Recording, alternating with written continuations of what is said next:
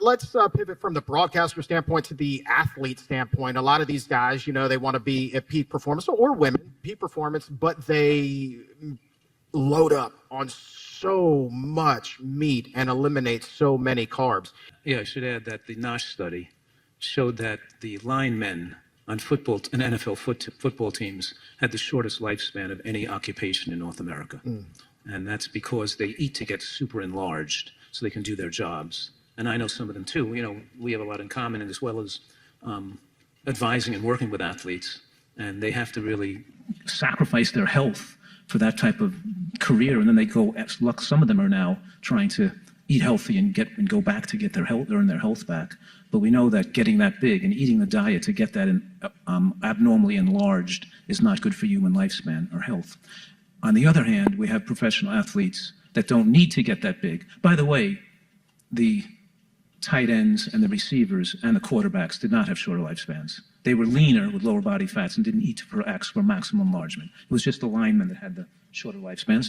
And also we're seeing in sports like tennis and skiing and soccer and basketball. And we have enhanced longevity in movement sports. And these people follow, a lot of them follow Nutritarian or these types of diets for better health and performance, including Venus Williams, who suffered with an autoimmune condition, made a recovery through a dietary program, got back into the tennis circuit.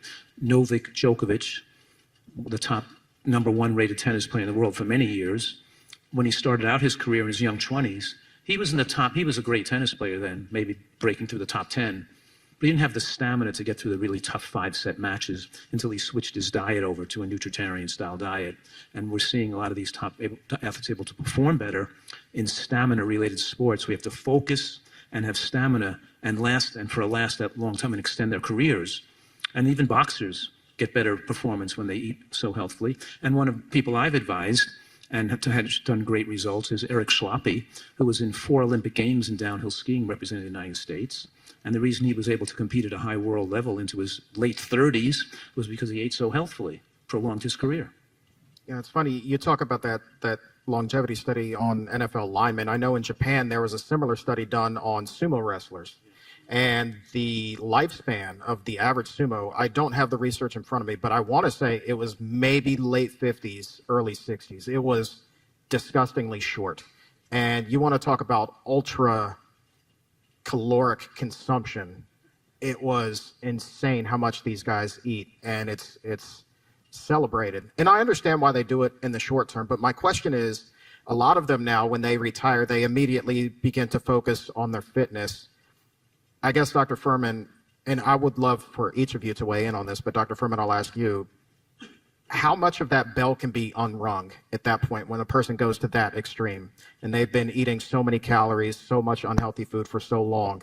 How much damage can be undone when they finally retire and then start to focus on treating their body right? That's a really difficult question to answer. We don't know how much of their life potential they've taken away, but we can do everything to make sure that they have a healthier life at this point for every person that's around. We know whatever you did in your past is your past. Now move forward and give your body the maximum chances to heal. And what we've seen is remarkable ability for the body to regenerate and heal. Remarkable. And it's really astounded us in some cases where we've given up on patients who think they're too far gone or think how could a person had such a bad history, and we've seen people turn around their lives. So there's always, nothing is ever 100% predictable with certainty. But we certainly give people the hope and expectation that they can achieve better and better health. And I've seen people, for example, come to me with early stage dementia and balance problems, who got back to being able to get their balance back and got their brain function back and be able to live their end part of the last 10 years of their life and with better health and mobility.